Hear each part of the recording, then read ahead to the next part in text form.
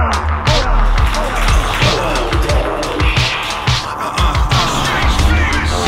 time,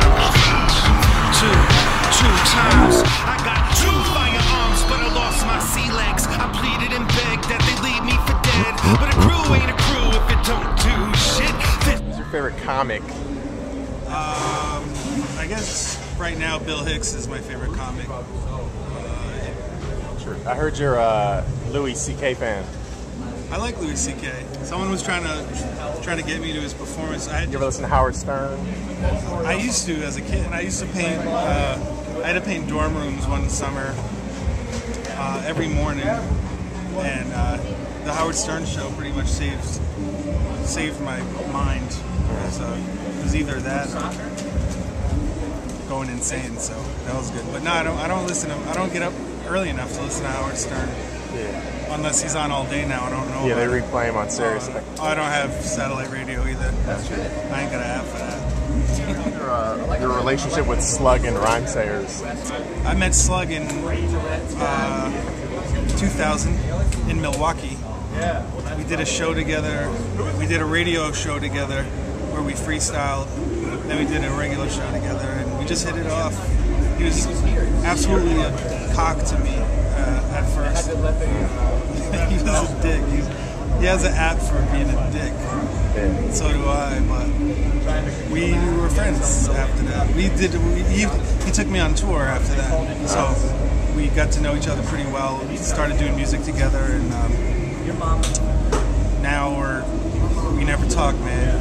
Me and you, Sean, we gotta get together. We never talk. I think it's like all passive aggressive on me and shit. I've been plotting your murder on the side. I got an app for that, assassination, son. You run your own label? Yeah, I run Strange Famous Records. Been running that for at least 5 years now on a bigger scale, but I used to always use that name when I was releasing bootleg CDs of my own. Now I release bootlegs of everybody's shit. Bootleg the new Michael Jackson album, bootleg I don't give a fuck. I bootleg the Beyonce DVD. Strange Famous Records has no bounds. Like before you had your own label, like what were you on or who were you with?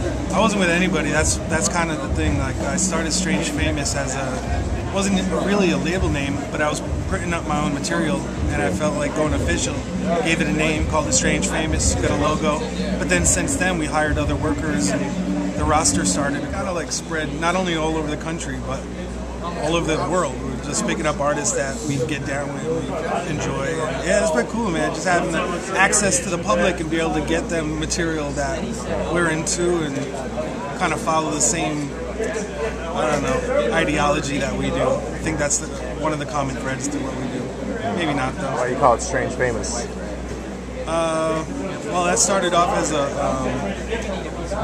sounded like Sage Francis, I guess. Someone used that. I forgot what happened. I think there was like a news story about me, and they said Sage Francis, also known as Zalzan, also known as Strange Famous, or some shit like that. I was like, it never was called Strange Famous before that point, and I was like, hey, I like that shit. I'll use it. That's like in a song where you think a lyric is something else, but then it's catchier when what you think you hear. Yeah, people come up with better lyrics than I do for my own songs. So you're homies with LP? Yeah, I like LP. We never really did. We've done a lot of shows together. I've known him for a while. Yeah. We never were homies though. You know, I don't think we ever hung out outside of a show. Yeah. But I'm a fan of his music. I think he's pretty incredible. What other rappers are repping Rhode Island? Well, there's been a lot through the years, not too many that people know of, but when I first started out, the Rhode Island scene was actually pretty hot. There was a lot of MCs. There was a huge scene. There was DJs, craft writers, there was breakers. We were, I would say, more busy than the Boston area, but Boston had the people knew about, like Esoteric, Acrobatic, Mr. Liff, obviously.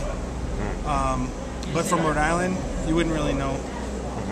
Is there anyone that would even... I mean, there was a group called Clockworks that I work with. They're from my hometown, actually. They came out with a 12-inch in '99. But, yeah. True. put that fucker on the map, I gotta advertise that. How long have you had the beard? Since I was 12. Okay. Used to help me get porn, but that was before the internet. So. Okay. It was like a survival technique. At a shop or something? What's that? At a shop? Yeah, porn shop. Okay. I did. I had to take a train to Boston, go into like this skeevy, like underground porn lair.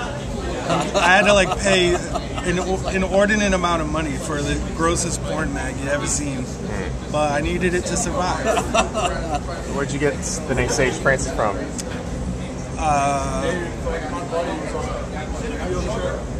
Well, Sage was a graffiti name because it was like 4-letter name. Cool letters. I like the way it sounded, so I was like, I'm Sage.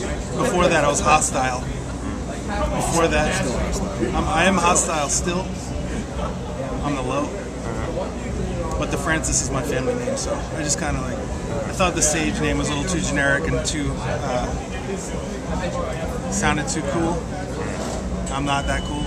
So like, I should add Francis in this name and really bring it home. I've heard of this blogger called Byron Crawford. Byron Crawford, we went and seen Bruno with him. He was actually not with him, he was in the theater the other day.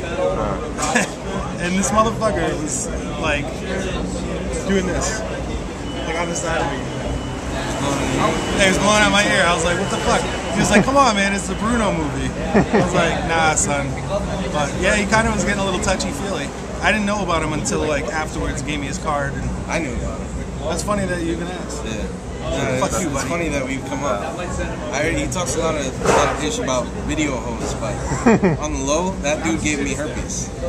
Brian Crawford gave B. Dolan herpes. For real. And you can tell the world, man. Byron Crawford gave me herpes. Say that again. Byron Crawford gave me herpes. It's a man slut. Or to be in a serious relationship and be on the road. I'm always in a serious relationship and I'm always on the road. So I'm a like serial monogamous. It's the worst. Like worst of two worlds when they are both happening at the same time. But yeah, you can do it. I don't really know too many people who can do it, but I know people who do it.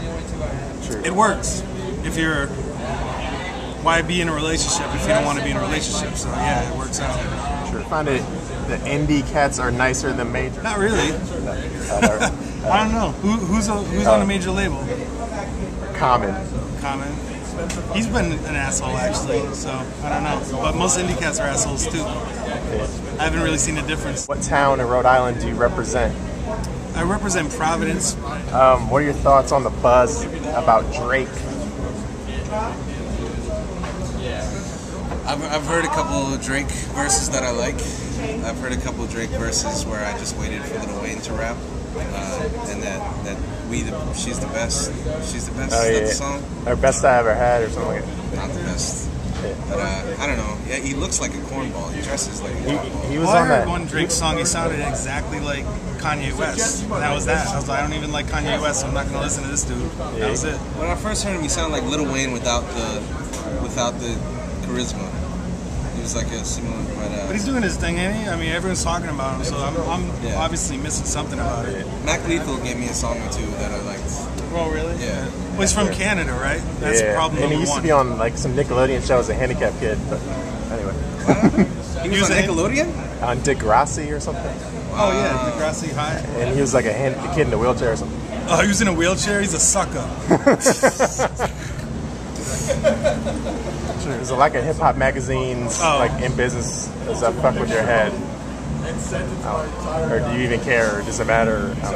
I gave up on I don't know. Yeah, I guess I don't give a fuck. Sure. Hip hop magazines never. It was very rare that there's any good articles in there. We used to obviously get them to keep up on what was coming out and shit. I don't need that anymore. True. It's unfortunate. I feel like if they had better writers, if there's better journalism, and more of a risk taking in magazines in general, they might be not folding left and right. But fuck it.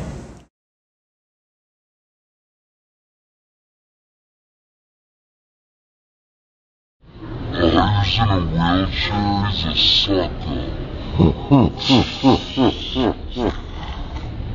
Byron Crawford gave me herpes.